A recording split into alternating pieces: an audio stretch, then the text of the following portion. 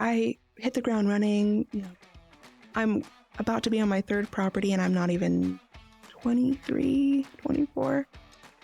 And I just love doing it. I had all the energy, And so I like a good challenge. And I think when people say, oh, you can't do that, or that's a little bit of a stretch, are you sure? That kind of that hesitation that a lot of people had in myself, I kind of thrive off of because I said, well, watch this.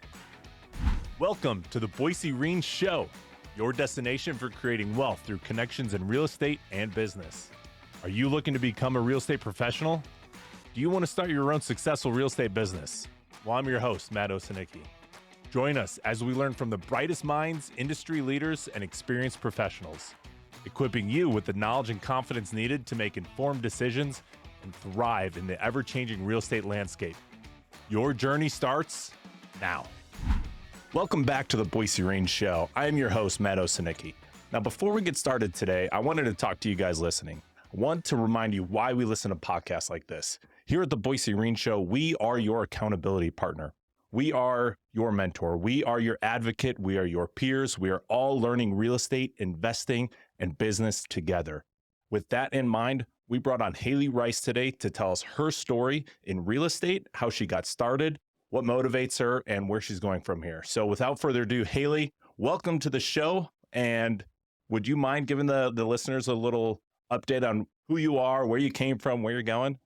Yeah, so I'm Hailey Rice. I'm super excited to be on the show, and thank you for having me. What an honor for all the people in our community. But I'm a real estate investor. I've been doing it for the last almost 10 years now. And now I'm kind of branching back into design. I did design in 2017 with the design gallery in Montana, and then kind of put that to the side, moving back and picking that back up here in the community. And then I also am a real estate agent, but I mostly just use it for myself at this point. And what else? Gosh, random. Tell us a little how you got started. So you had to choose something. We all have a different idea of what investing looks like to us. So when you first started out, young Hailey, 10 years ago, what were you doing and what got you started? So I was in college. I was doing the whole Craigslist roommate thing, finding the most out there people that I was like, I want to be your roommate. I want to bunk with you, and I don't know you, but got to put our feet somewhere. So from there, I just found a couple people on Craigslist, and I was packing up my stuff all the time, moving it, doing that over and over again, and just I was I worked at a car dealership at the time, part-time while I was going to college. And I'm sitting there and I'm looking at my coworker and I said, it'd be really funny if I just bought a house. That's literally how you started? That's how it started. I'm sitting there and I'm getting real tired of moving, packing my stuff. And I look her in the face and I'm like, I'm going to walk in the bank tomorrow. And, how could they resist this face and giving me all the money? Right. Most people get stuck by analysis paralysis. What property am I going to buy? What do the numbers look like? This isn't going to cash flow. But for you, you just started as like a parody. It's gotten me into some trouble at a younger age because I am very impulsive. And I've always done pretty much what I've said what I would do. And that's a good quality that I love about myself, is just having that follow through. And so, when I decide that I want to do something, I probably, and now that I'm getting older, should look at numbers and be a little more realistic on whether or not it's profitable. And I'm thinking that I've just had really good luck up until this point. You say good luck, but I believe that action makes your own luck. Mm-hmm. And you have taken action where others may look to you like, man, she already had a couple deals. Like, it's easy to think somebody got lucky when they've already done it. Mm-hmm. But you took action and did it. Now, I want to unpack that a little bit about you just making a joke and going to the bank. First off, what made you decide to actually buy a home? Was it actually having roommates and trying to supplement your income? Or was it you wanted to invest in something? And what made you decide that maybe I should just go to the bank? I think I just wanted a project. I am a very busybody and I love having something to do. And I think at that point in my life, I just got tired of packing up my stuff and moving around every 3 to 6 months. So I wanted something a little more concrete. And growing up, my mom was a real estate investor, so I had been used to the idea of it. I was a little too young to understand the logistics of it, but I knew that I wanted to do it because the money is nice, but I didn't go into it for the money. I went into it with wanting to do a project, wanting to have stability, wanting to have something that I could call my own and not feel that I had to give that up after 3 to 6 months. Yeah. The saying goes, you don't know what you don't know. But one thing you had going for you is you saw that your parents did it. You had somebody in your life. It doesn't matter if they're your parents, if it's a friend, if it's a coworker, if it's a podcast. When you're around people who are doing things that you feel are reachable, it makes it easier to dive in head first and take that leap of faith and saying, you know what, I'm just going to take action and I'm going to see where this leads me. If they can do it, I can do it too. And I think that reverberates really well because that's the whole reason we have this podcast. For those who are looking to invest or looking to start a business and they don't have that support in their life and they want to be around groups and people who have done it before them, it's a great opportunity. It sounds like you seized that opportunity by taking action. So why go to a bank? What was the thing that motivated you to just walk into your local bank? I think it was the challenge. I think I have this thing, and maybe it's my ego, but if it sounds kind of impossible, I kind of want to do it. So, or maybe just give me some direction at least and have this kind of coaching experience with the lender on what the next steps I needed to take. Okay. Did you talk to your parents at all about this? No. No? You didn't go to a realtor first? No. You didn't know where to begin? No, I just did it. Looking back, I'm like, man, ignorance is bliss. And I rocked it. Yeah. If you don't know where to start, the least you can do is just ask somebody. 100%. And they started pointing you into the right direction. Mm-hmm. So you went into the bank, you talked to them. They set you up with a lender, it sounds like? Yeah. Well, so the funny thing about it is I was part-time, 20 hours a week, going to college. I did not look good on paper. Like they looked at me and she was very nice, but she said, yeah, so we can lend you $40,000. And I said, okay, that's not going to get me very far. Love the enthusiasm though. And thank you for not turning me away, but giving me a little sliver of hope. So that, I took that information and I sat there for a couple of weeks just pondering what my options were. And no's not an answer for me. It's not yet, or it's, how do I build to get there? And so by her giving me some direction and what next steps I needed to do, I had to do some creative thinking. Okay. And I'm doing all this. I had no idea at the time what I was doing. I wasn't listening to any kind of podcast. I wasn't listening, I didn't have a mentor.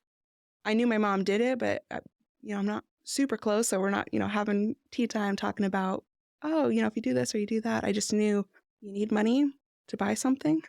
Yeah. And if you don't have money, you got to find money. Okay. So I did have savings. So I took what I did have and I said, okay, what are my options? What can I do with this? It's not going to be glamorous by any means, but I know I'm a hard worker.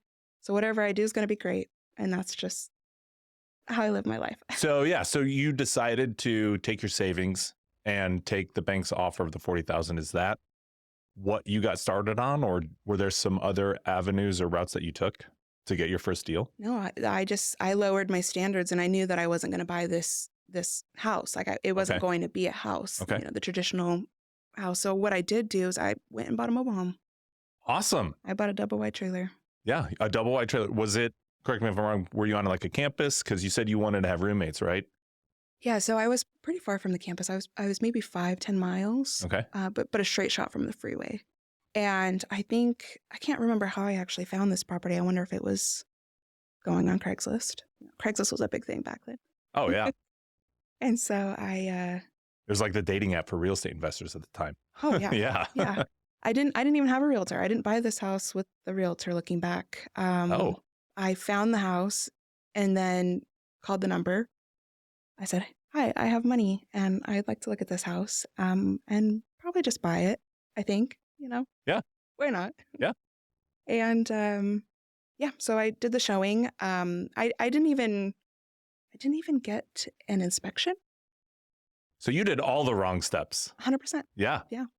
The best way to learn is fail early, fail often, and fail forward. And that is the quickest way to learn. It sounds like you're getting a really quick education. Yeah, real Yeah. fast.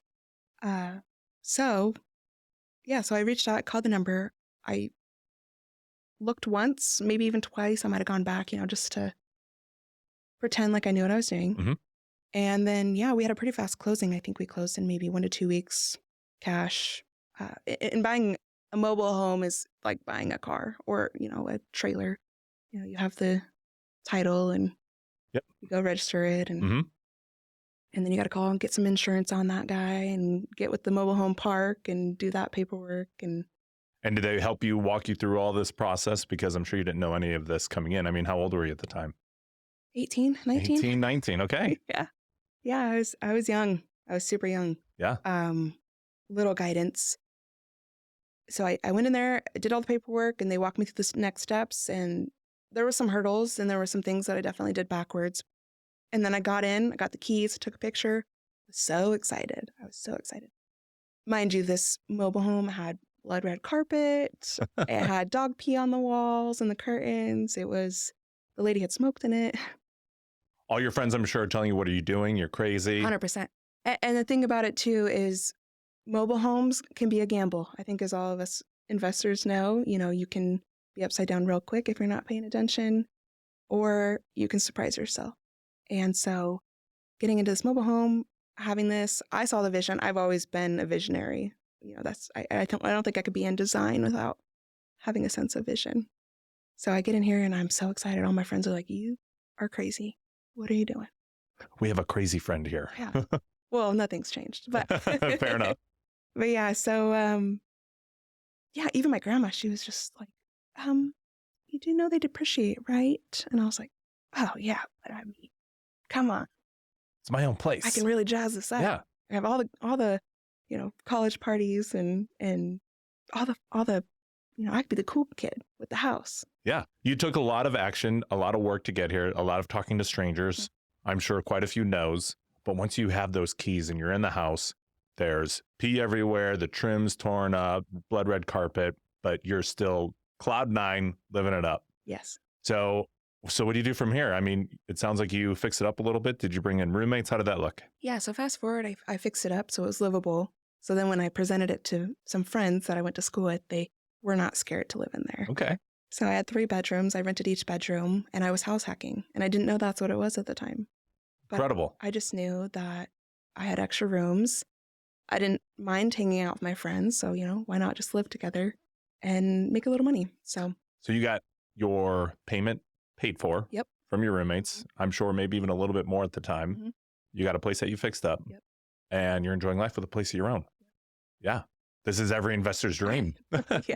Yeah. So once that starts to cool down and you have bigger visions, where did you go from there? Yeah. So I ended up transitioning. I had a partner at the time and he was transferred for work. And so I just wanted to be a free spirit and follow. And I thought at the time, it would be really great. I've been doing this on my own and I wanted it to be an opportunity for the two of us to get in on something. And we were both super young still. I mean, we're 20, 21 at the time. And I wanted to have that, I wanted to extend my vision to the person that I was with. So that way we could, if, it didn't work out, we could separate and then both be on, this straight shot in life and have that savings and that equity. And so we partnered on something on the second house. It was probably even more fun than the first. Awesome. Yep. And so it just, we took the time, we renovated. It was pretty quick, about 1.5 years. We got in there, ripped everything out, put it back together. And then I kind of got homesick. So both of these were over in Montana and I got super homesick. And I'm at that transitional part of my life where I had to make a decision, do I want to settle roots here? Do I want to, move back home, kind of develop something a little bit over there? Where do I want to go in life? Yeah, sure. And I've had a few moments over and over of that, of that process. But yeah, so I sold everything there. And then I went out on my own back home. And I wasn't sure what I wanted to do. I knew I was kind of starting over. I didn't have a job. I had a little bit of money from that property sitting aside. So wait, did you sell the property? I did. Okay. Mm-hmm. So you were living there, going to school. You sold the property and started a new project. Yeah. with him. Yep. Okay. And this one was 2 hours away. So this was a different town. Okay. Different town in Montana. Yeah. Okay. And when I lived in that second town, that's when I kind of picked up a job at the design gallery. And that's a funny story because I've always had kind of a little knack for it, just the Stepford housewife that just loves DIYs. Yeah, wasn't HGTV a big thing then too? Thinking back, I can't remember when that kind of kicked off. I knew it played a part. I think everybody has a little like Joanna in them. Oh yeah. There's nothing, HGTV did such a good job because they showed what a home could look like from where it started to where it finished. And it's incredible. So like that creative side of you and designing something that people are going to like, I'm sure really clicked with your vision moving forward. Yeah, it was a no-brainer for me. I didn't categorize it. I didn't label it at the time. I just knew that buying these properties, fixing them up, and seeing the difference between, how they were and how bad they were, Yes. and then taking that and turning it into something that is almost unimaginable. And the fact that you can take something and turn it into something completely different is what got me excited. I love that. And I want to relate this back to just business in general, because if you want to start something worthwhile, worth your time, something you're passionate about, you have to start working somewhere. You have to take action. You didn't know anything about real estate. You just went to a bank and got started. You didn't know if you would like it or not. You didn't know if it was the right decision, but you took action. You got in the industry. You learned the steps and processes. And along the way, you found problems and identified things you enjoyed, like crappy interior design and distressed properties. And you found that, something I really love is making these more beautiful, making it a home that you can live in. And I love that you set a good example on how that path looks for somebody. You don't know where it's going to lead, but it led you to this moment. Yeah. Yeah, I just did it without thinking. I knew that I loved it. And I think, what they say, when you do what you love, you'll never work a day in your life. Yeah. And so I knew that it made me happy. I was not a corporate person, which is ironic because now I'm a corporate person. But yeah, I loved it, and it wasn't hard. I mean, it was hard, don't get me wrong. And these were live-in flips. I got down and dirty, and I think people see me now and I'm a little bit glitz and glam, but I did my time. Yeah, absolutely. In the dirt, in the sheetrock, when I got my fake lashes and they were covered in sheetrock dust, I had to realize, okay, we can't get fake lashes anymore. Yeah. You have to accept that it is hard and not let it get you down. Once you accept that, that's when you're able to make progress and move forward. And I think the thing that kept me going was knowing that there was a light at the end of the tunnel. Yeah. That this would be something when I was done with it. And I think it takes a certain person, when you're kind of a flipper that loves that keeps you going. Because when you're doing it and you're actively doing it, you hate every second of it. You're in it and you said, man, I can't wait for this to be done. I'm over it. Hands up. You have one bad day and you want to burn the place down. But yeah, let's talk about that a little bit. Yeah. Describe to us what a bad day looks like and how you push through something like that. Yeah. So usually, like when you're working on these flips, there's always that unknown factor. There's something that you don't realize happens, and then you have a decision to make. And when I was younger, I was very reactionary, And then as I'm getting older, I'm maturing, thank goodness, because it took a while to get here. But for example, my second house, on the day of closing, and for some reason, I always like buying properties in the winter. I don't know. Maybe I get bored and I just, looking for a project. Yeah. I'm searching online. But the day of closing, we went back to do a final inspection to make sure everything looked good before we signed the paperwork, and the entire basement was flooded. Whoa. Yeah. So we're panicking a little bit because we want the house. We're getting a good deal on it, but we have to make a decision on if that's going to be our problem or if we're going to work something out with the seller and come into a compromise. And so this house, the gentleman that had owned it was only one person that owned it for 50 years, and he had died, and then his son was the one that was selling it. And so his son didn't want the property anymore. He just wanted to get rid of it, but he liked money. So part of that negotiation was, I understand that you want the most out of this investment, but I need you to also understand that what you're asking for is not ideal when the entire house hasn't been touched in 50 years. There's going to be galvanized pipes. There's going to be, there's carpet in the kitchen. There's carpet in the bathroom. And there's, this is a 1,400 square foot house that needs head to toe remodeled. And so I think he had several offers, and then with us, it was the same offered the third time. I think you kind of realize, all right, maybe we'll just get rid of it. It's more of a headache than dealing with it. But the day of closing, what had ended up happening actually was the snow had built up and the ice had built up, and somebody had left the water hose on. And so it just it didn't necessarily freeze, but the water didn't have anywhere to kind of go because it was turned on. So then it ran down the side of the basement walls. So luckily he was a contractor. And so when we told him, hey, there's water in the basement, we kind of came to a compromise where when we got in there and we started renovating, if there was more damage, we had wrote up an addendum for that for him to do the work. He would do the work on any repairs that needed to be done with that situation. So I love that. So you face adversity realistically, it sounds like. It's not, I can't do this. It's how can I do this? Yeah. What are our options? Where do we go from here? I know it's hard work, but we have to solve this problem. Yeah, we're in it. That's the thing about it is when you're in it, you're in it. You have to almost fight through the chaos to get to the other side, and you can handle it with chaos, or you can stay calm and place your options out on the table and have, a very adult conversation about what do we do and where do we go from here. I could see that as an issue that might turn some people away from ever even starting investing in the first place. What is it about investing to you and doing this work that keeps you going? What makes it so important? I like learning. And I hate to say that I learn from my mistakes, but those are the ones that stick out the most. And so by doing it and learning this could happen or this might happen and kind of pre-planning for that, I think keeps me going. It's the first couple times made me a little nervous. I cried a lot. I still cry sometimes. But I think now that I've done it a couple times and I just know that each time it's going to get better or it's not going to be as much of a shock factor. Yeah. And getting people in my corner that know what they're doing. And I think it's we go over and over on the value of relationships, but it's so true.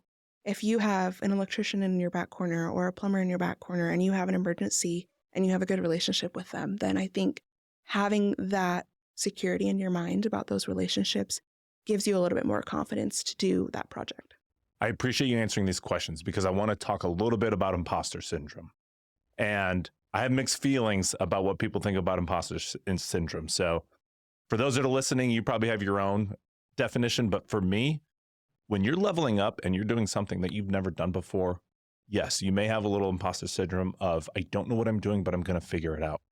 And for me personally, I like to show imposter syndrome the confidence that I'm going to put the work in and get it done. That way I have the confidence to look myself in the mirror and say the truth that I have done this, I have taken action, and I can do it. I'm not imposing on anybody. I'm the one doing this, and this is how I did it. And it sounds like that's exactly how you did it. Would you have anything you want to add to that, or how you feel about your situation and doing things that you've never done before? I think everybody's got to start somewhere. I don't care who you are, how confident you are, you started somewhere. And you had probably a very humble beginning. But I think what would separate those people would just be the fact that you have that level of humility and you want to teach people. You want to carry people with you on that journey of explaining how you got there, and you're very transparent about it. And imposter syndrome is hard because there is that level of fake it till you make it and confidence that you need, but also that level of truth and honesty and saying, you know what, I'm not the best by any means, but I'm eager. I'm a hard worker. To ask questions and learn. And say, you know what, I'm not there yet. I'm not there yet, but I want to be. And I want to learn. And I admire your work as somebody who is a few steps ahead of me. How do I get there? Can you tell me the secrets of life? Can you take me with you? What can I do for you to help me? I love that. Always adding value. That is in and of itself the success to growth. That's the path. Okay, so you have this house, you're fixing it up, you dealt with the water issue. How did that end up for you? How did that turn out?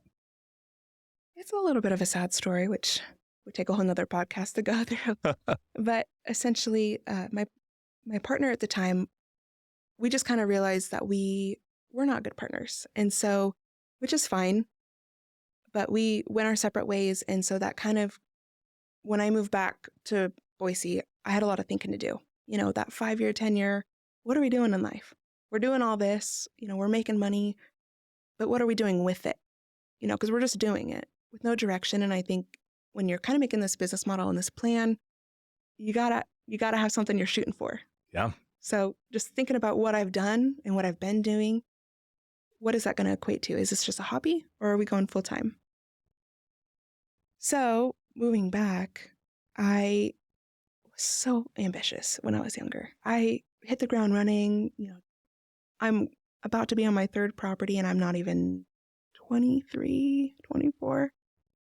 And I just loved doing it. I had all the energy, And so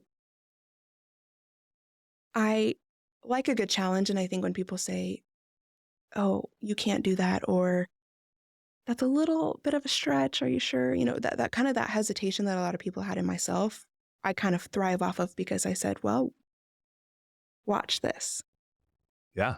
And so then with that energy, I bought my third house, and that one also was kind of a joke. I went to the bank, and this was 2018, and I went in the bank, and this was 2018, and I said, what do I qualify for? Same question. You already did it before. Yeah. I said, yeah, how much money can I have? And what's my value to the bank, and what would get me going? And so the banker said, well, you just started your job, and your last two tax, you haven't been working a lot in your last 2 years of tax history. So I think about 150 to 175, I think we would feel comfortable giving you. And I said, all right, that's a good amount. That's better than 40,000. Yeah. Yeah.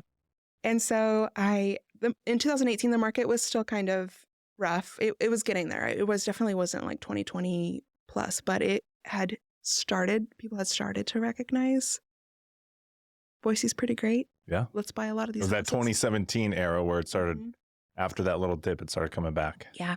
Yeah. So 2018, I'm going to the bank. I'm like 175 at the high end. I'm asking around, and I couldn't find anything that I felt would be worth it within Boise. I knew I wanted to be in Boise. So what I ended up doing is I made a joke on Facebook. And I said, okay, hi friends. Hey everybody. I have $150,000 that I want to buy a house with. Does anyone have a house?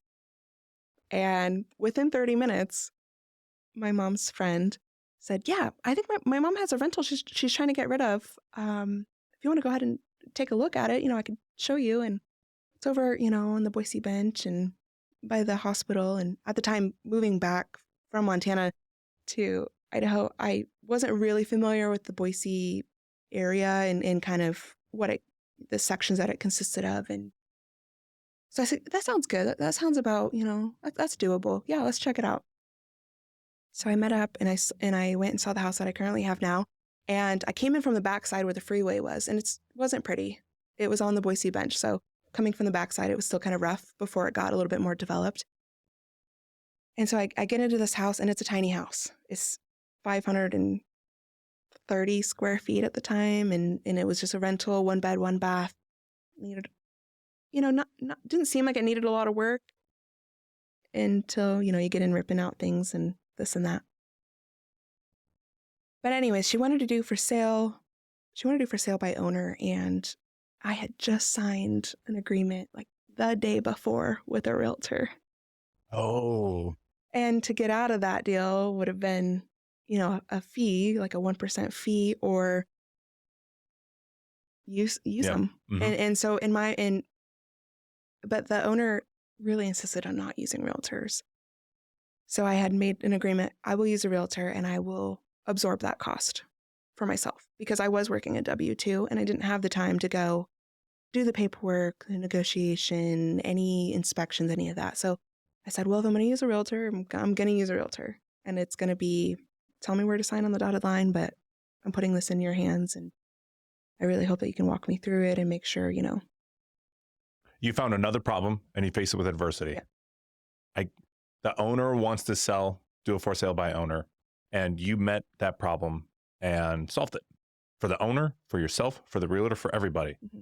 That's like being a good entrepreneur, solving problems. That's all you do. Yeah. By accident, mostly. Yeah.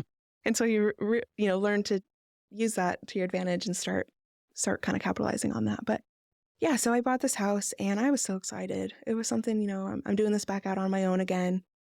Something that I can call mine. I can't be really taken away and I can do whatever I wanted to it. And so bought this house, got into it.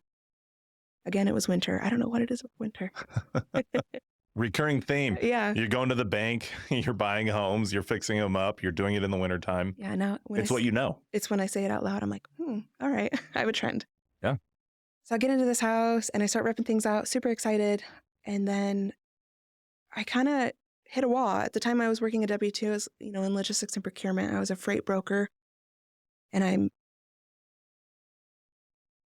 I'm learning a lot in this job. And at first I really wanted to be a real estate investor. So the reason I got the job is I'm couch surfing on my sister's couch. And she said, you need a job. We're not doing this anymore. So she lined me up with an interview and I did the interview. And I didn't really take it serious at the time. I basically was like, I'm going to be a real estate investor. I'm going to make all this money. And that's just what I want to do. So then that was kind of my approach. And then they're like, we like your spirit. We're going to hire you. We're going to hire you. And I started as kind of an assistant at the time. And I only made it about a month as an assistant before they realized you need to be an account manager. Yeah. Knew nothing about logistics or procurement. Absolutely nothing. But it was numbers. I was good at numbers. I was good at talking to people, making those, customer relations and everything. And so going back to the imposter syndrome, I love that you are authentic with yourself and with others because they put you in a position where you can thrive and it sounds like you enjoy doing. You didn't have to fake anything. You didn't have to bolster who you were. You're like, this is me. Yeah. Which I'm surprised I got the job because I was very confident for how young and eager I was. But yeah, so I did that and I did that for about 2.5 years. And I did that at the same time that I bought the house because I obviously had to have the W-2. I only knew conventional loans at the time. I only thought there was the traditional lending back in the day. I had not explored creative financing or anything. So I got the W-2, I got the house, I'm in the house, I'm ripping the house out, still working this W-2, which was a very demanding job. I've got multiple accounts, like 30 accounts, running 10 plus lanes a week, which is a lot. I was a very small minnow in a big pond. But answering my phone, I was on my phone all the time.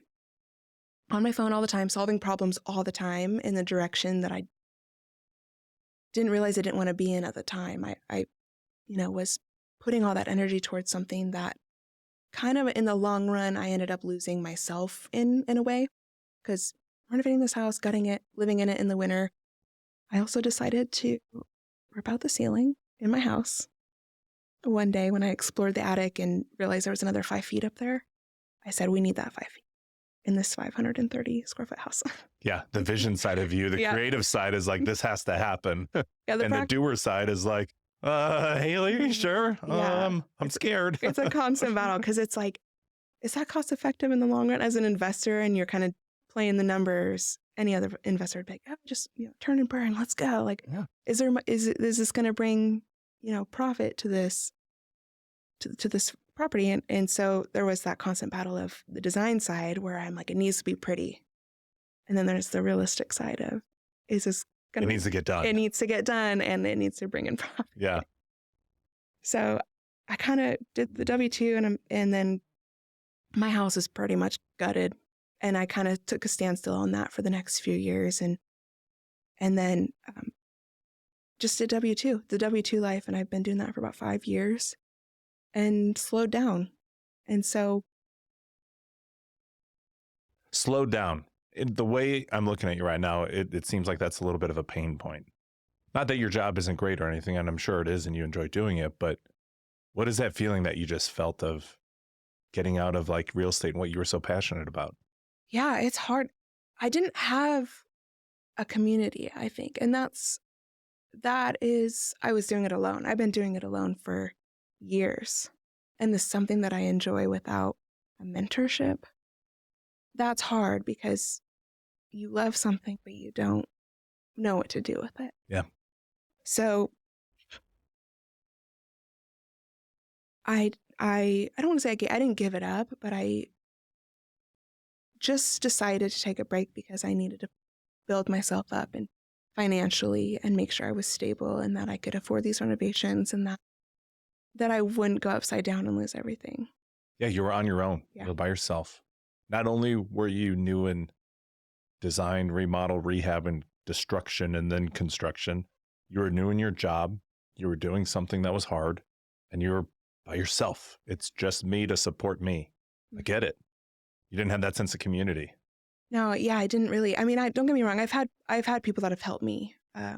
When I get brave enough to ask, I have contractors that I've groveled to fix a few things and had that assistance. But at the end of the day, I came home to being alone, and anything that I did, any decision that I made, I didn't have anybody to bounce off of, and I didn't have any direction. So it was make or break it. If you didn't figure it out, kind of that survival mode. Yeah. If you didn't figure it out, then, you fail. This show would not be possible without the support from our local community. Because of you, we're able to share information from leading professionals like never before. That's why our sponsors at Boise Turnkey Investments and Your Stay B&B have teamed up with the Boise REIN Show. Whether you're just starting out or you're a seasoned pro, they help bring you all the insider information to get you started on your journey today. Back to the show. Okay, so I want to talk a little more about how your turnaround was. Tell me how you found community. Tell me how you found others to be with. How did your love for real estate and design get revitalized? I want to bring the energy on this. Yeah, so we went through that sad period that we had to just go. I think a lot of people do. It's the valley of despair. Yeah. Everybody goes through it. You see success doing something and you realize it took a lot of hard work, but now that I know what I know, it's a little easier than I thought. And then when you get that knowledge, you realize, wow, I really actually don't know anything as much as I thought I did. Yeah. And, you take a few steps back and it really puts you in a slump. Like, am I even doing the right thing anymore? Should I focus on W-2? Even though you have that knowledge and experience to just hockey stick it up to a vertical, it's getting out of that slump. It's getting out of that valley of despair. How was that for you? I call it my quarter life crisis. Okay. It's funny because I keep saying, oh man, I feel so old. And then people are like, okay, calm down. You're not old. But I was very mature past my time. And I had, early, between 18 and 23, 24, I was actually really good at social media before TikTok and everything came out. So, and it sounds funny, like looking back, back in my day when we had the flip phone. But I had a pretty good following, and I think that I was known for that before it was kind of a thing, before everybody kind of started doing it. So, and I was really excited. I was doing the DIY videos. I was showing people, what I was doing, how I did it, how I got here. And I had this fire and this energy that I really loved about my younger self. And then I hit the quarter life crisis. I got caught up in the W-2 world. And then I also got a little bit wiser. And I think at the same time, that kind of prohibited me from going past my limits that I would have not even thought about in my early 20s. Yeah. At that time, I think I didn't comprehend that there was some repercussions for some decisions that you make in life. I just did it. And then I just dealt with it when I had a problem. But I think when I got a little bit older and I kind of went through those hard times, I was really thinking and probably almost overthinking about, okay, if I do this or I spend money here, this is what's going to happen. And so I start overthinking and I start worrying about my future. And then worrying kind of led to, am I good enough? Am I still relevant? Can I still do this? And I got to the point about 2 years ago where it had burst. I did not have an outlet. I didn't have anyone that I could really talk to.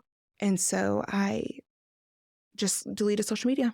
without thinking about it. One night I got offline, I unplugged, and I stayed offline for about 2 years, and that was what I needed, I think. And I think if you're feeling not good enough because you're watching other people do it, and, TikTok's really taken off, a lot of people, a lot of people are doing it now. So you're not as unique as you thought you were. Mm-hmm.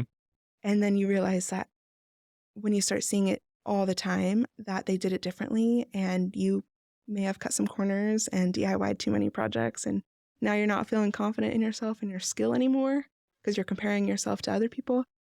That, yeah, I just kind of cracked and I unplugged. And then I also was just posting to post at that point. So I wanted to make sure whatever I did bring would be of value. And I wanted to make sure that I would be relevant for somebody in their life, to make sure that they could use what I had to say as an example. And so I finally, not to get off on a tangent, but I finally ended up getting back on Facebook, I think it was. Facebook was the first one that I got on. And this, mind you, was like April, June, somewhere in there of last year. And one of the first people that I added was your wife. Oh, really? Yeah. I did not know that. Yep. So we had, Kylie and I had grown up together and went to high school and everything. So we have a little bit of that backstory. And I just really love her, first of all, because back in the day when I was a little rock star and a firecracker, she was always cheering me on. We never like hung out, but she was always just kind of there. And she just was like, yeah, go get it, girl. You're a rock star, you're killing it. And so getting back into this, I said, what do I want to do? And what do I love? When I talk to people about what excites me and what gets me out of bed in the morning, it's always real estate, no matter what. Whether I know the most or I know the least, that's what gets me excited. I talk about numbers, I talk about opportunities, I'm, in the relationships. And so adding Kylie as a friend and kind of being like, hey, like she would post about Imposter and kind of the community. Yeah. And you guys, really her start is with you and kind of getting into that when you guys had left your... Yeah, we had our own journey just like you, I'm sure you know. Yeah. And so it just was like, wow, like I already love doing this, and I'm like, I don't want to like attach myself to you, but also, but like, hi, you remember me? Yeah. And she just was living the life that I wanted. Yeah, she really was. I love this because the question that I want to ask is, how do you get started? How do you build your community back up? How do you get around the right people? And for you, you already knew Kylie. So there was that. You went to school together, but you saw that she was somebody that you admired. She was somebody who had the values that you were looking for, and she was in real estate doing the thing that you wanted to do. And deciding to put yourself around people like that, you knew no matter what happens, she is either going to connect you with the right people, you're going to be around the right crowd, you're going to put yourself in a pool of bigger fish that have the same goals and the same mindset and the same vision for their future as you do. And I think that's a perfect way to get started. Yeah. That's exactly how Kylie got started. She didn't know what to do. And after her and I went through our couples retreats and learning about real estate, her first step, very first step, was to put herself in a room of like-minded individuals who have done it before. And that was the Imposter group. Yeah. And it sounds like you did the exact same thing to get started. Yeah. And I didn't know what I was getting myself into. None of us do, I promise. I stumbled into it, but I was advocating for myself, and I said, I want to do this again. I have a little fire in my soul, and I know that I am worth more. Like, I know that I have more to give, and I need something, an outlet to have that happiness again, what brings me joy. And so seeing her stuff and seeing her post, I said, you know what, let me give it a shot. I'm not sure what this is, but it sounds like something I'd be into. And so I asked her, and then she, nonchalantly kind of sent me the link in the Meetup app to get involved. And I went to the first meeting, and I sat in the corner, and I didn't know what I had to bring to the table or what I could offer, but I knew that I just wanted to check it out. Mm-hmm. So I showed up to one of the first meetings and checked it out. And I was, my heart was pounding, and it sounds silly, but getting, coming from nothing, not having social media, and then getting back out there actively and just putting myself out there was a big step. And so I sat there and I listened, and it was so good. And I've been to several meetups in the past of other investors, and it wasn't really my style. I mean, I went and they were knowledgeable for sure, but I think that there was something missing. And it was something, maybe the relatability, where I saw my life and the comfort level of that acceptance from a smaller group. And so I went to this meeting. I ended up going home and crying, and I haven't told anybody that, but I went home and cried because it was kind of an overwhelming feeling of, is this what I'm supposed to do? Is this how we get in? Is this how we make friends? And I think making friends as an adult is a really weird concept. Yeah. Because you're either perceived as kind of aggressive, or it's just like, it's a weird limbo area. I don't know how to describe it, but there's no other way to do it than just do it. Say hi. To be vulnerable and put yourself out there. Yep. And so I said, you know what? We got it one more time. We're going to go one more time. We're going to be brave. Maybe we'll say hi to somebody, and maybe just starting with one person that you can anchor to will lead to more and more connections. And so actually the second time was not Investor. I think it was actually one of the Boise REIN, our very first Boise REIN meetups that we did with our guests. Yeah, was it the big conference that they put on? Yeah. Which is funny. Your second one was like the biggest event Boise has had. And it's funny because John is always talking about, the initial, what is the term that she uses?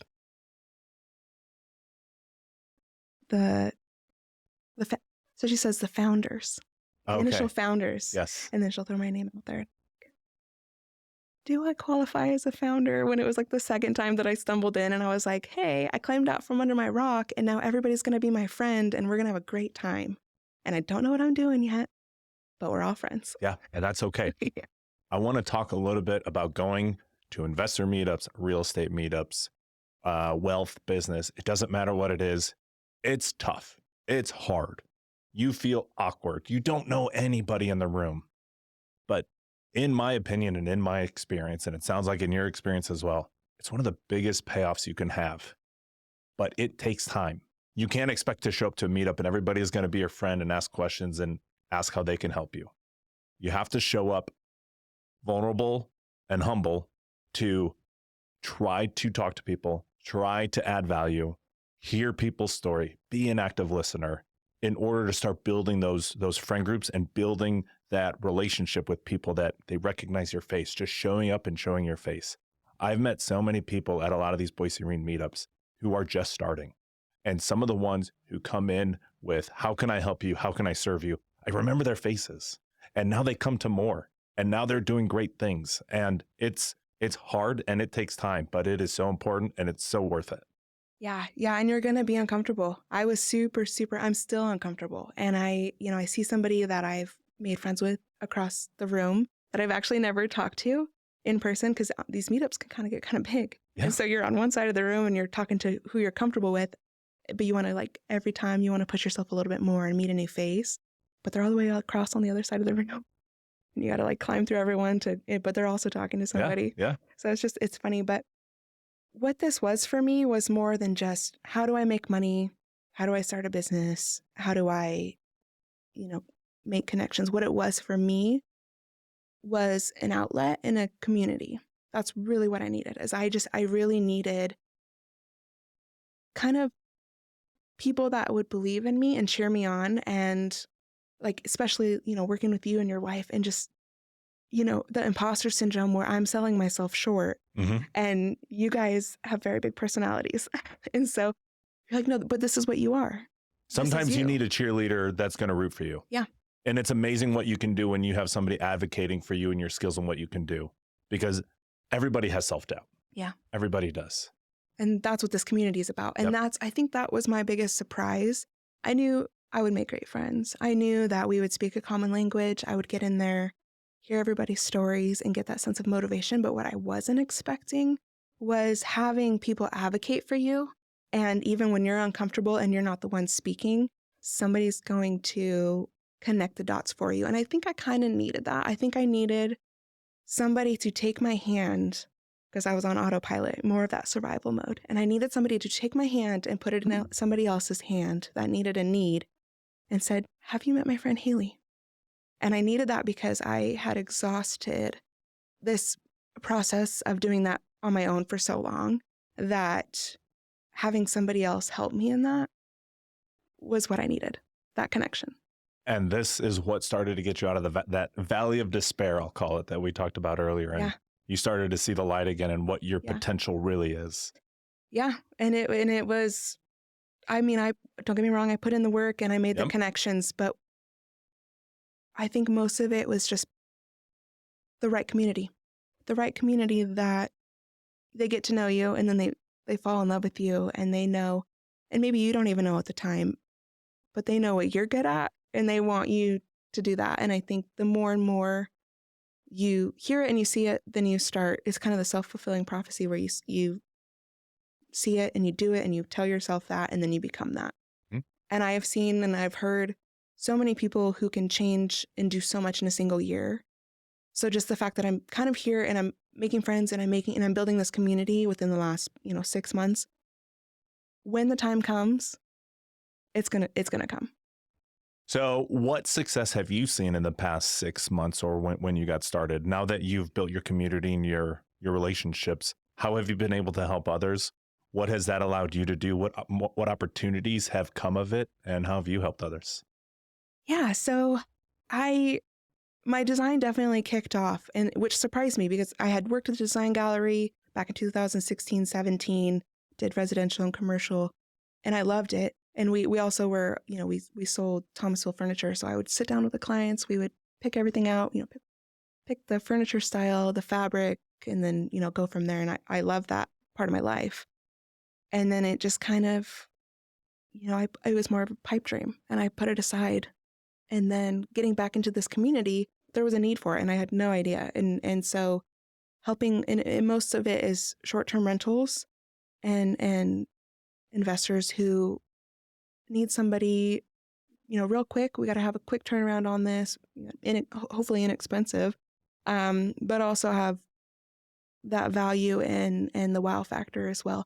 And so it's really been kind of a word of mouth where I started with one and then that turned out great. And then it just kept snowballing. And my relationships with these people, that's kind of where design is great, but just the relationships that I have with these people, knowing that I can help them and I believe in their business and their dream and just that partnership.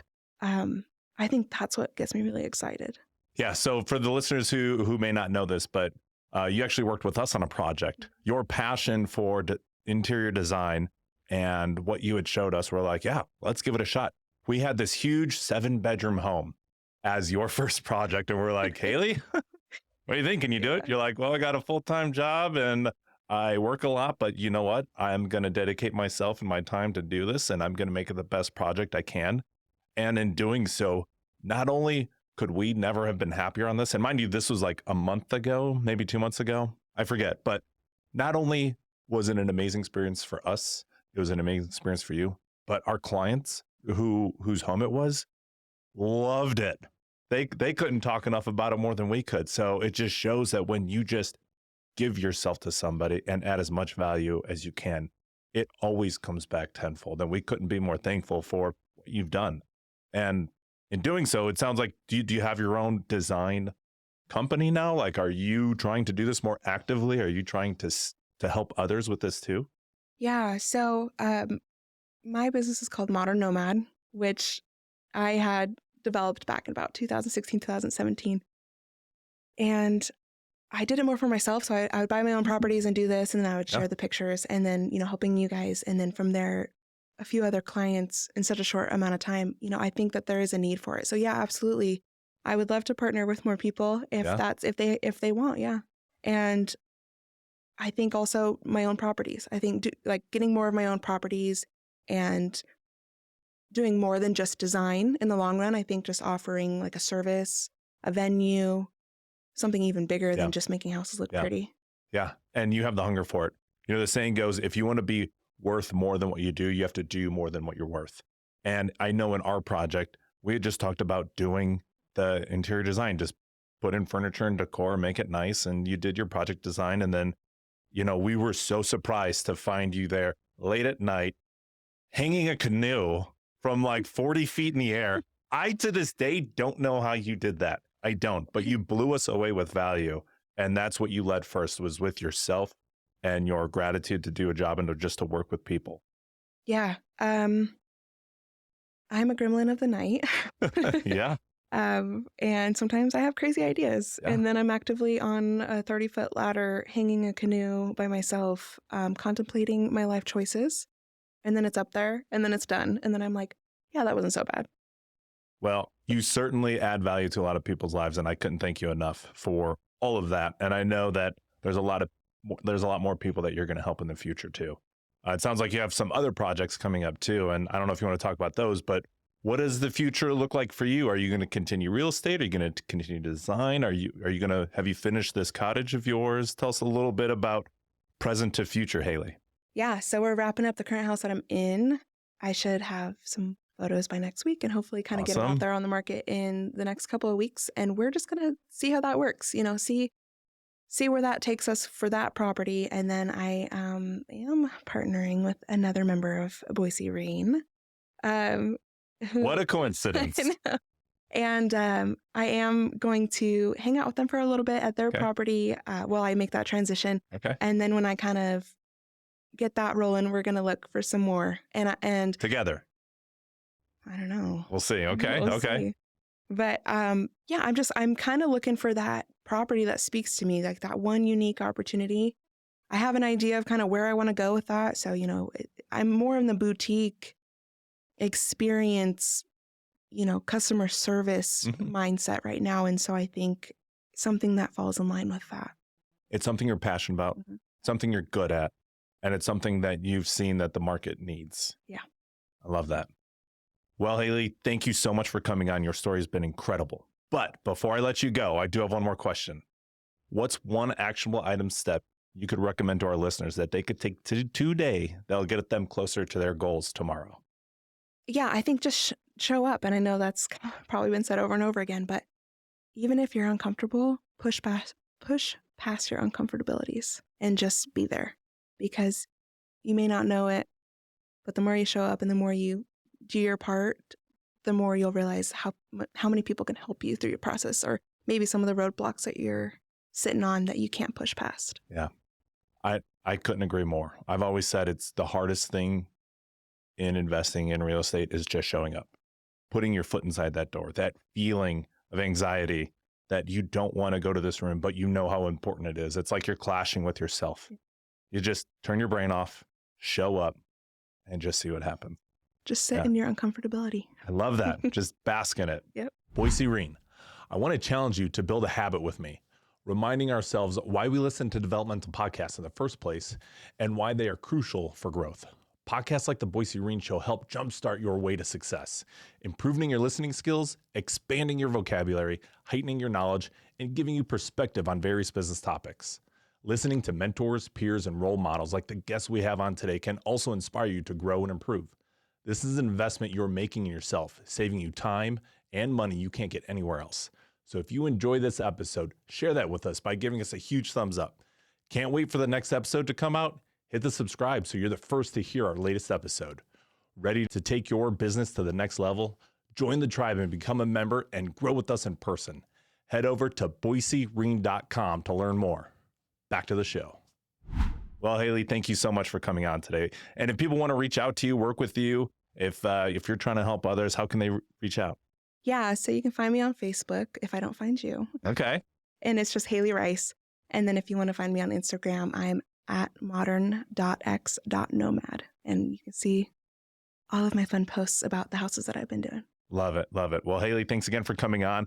And for those listeners, if you enjoyed Hailey's show today, give us a thumbs up. If you want to hear more stories just like this, go ahead and subscribe.